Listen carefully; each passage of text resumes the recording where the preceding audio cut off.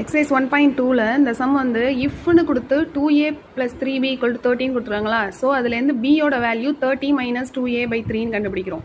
AB value கண்டுபிடிக்கணும், எல்லாமே natural நம்பராக இருக்கணுங்கிறது கொஸ்டின்லேயே கொடுத்துருக்காங்க. ஸோ அந்த மாதிரி கண்டுபிடிக்கிறோம். சம்மோட ஸ்டெப் பை ஸ்டெப் எக்ஸ்ப்ளனேஷன் வீடியோவாக இருக்குது. ஏவோட வேல்யூ 9ன்னு கொடுக்குறோம், 4ன்னு கிடைக்குது. ஏவோட வேல்யூ 12ன்னு கொடுக்கும்போது 2ன்னு பி வேல்யூ கிடைக்குது. ஸோ ரிலேஷன் ஆர் நம்ம எழுத முடியும், எழுதிடுறோம். ரிஃப்ளெக்சிவ் எல்லாம் செக் பண்ணணும்.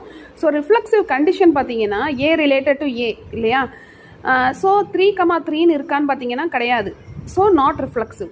சிமெட்ரிக் பார்த்தீங்கன்னா A related to B, B related to ஏவாக இருக்கணும். ஸோ 3,8ன்னு இருக்குது, 8,3ன்னு இல்லை, ரிலேஷன் ஆரில் அங்கே இல்லை. ஸோ அதனால் not symmetric. Next transitive condition பாருங்கள். ஃபஸ்ட்டு ஸ்டெப்பில் எழுதியிருக்கேன் பாருங்கள். A related to B and B related to C. ட்ரான்சிட்டிவாக இருக்கணும், இம்ப்ளைஸ் ஏ ரிலேட்டட் டு சியாக இருக்கணும். இந்த கண்டிஷன் சாட்டிஸ்ஃபை ஆகலை. இந்த ஸ்டெப்போட ப்ராப்பர் எக்ஸ்ப்ளனேஷன் வீடியோவாக இருக்குது, பார்த்துக்கலாம். It is transitive. Next equivalence பார்க்கும்போது ரிஃப்ளெக்சிவ் சிமெட்ரிக் இல்லைன்னா நாட் ஈக்குவலன்ஸ்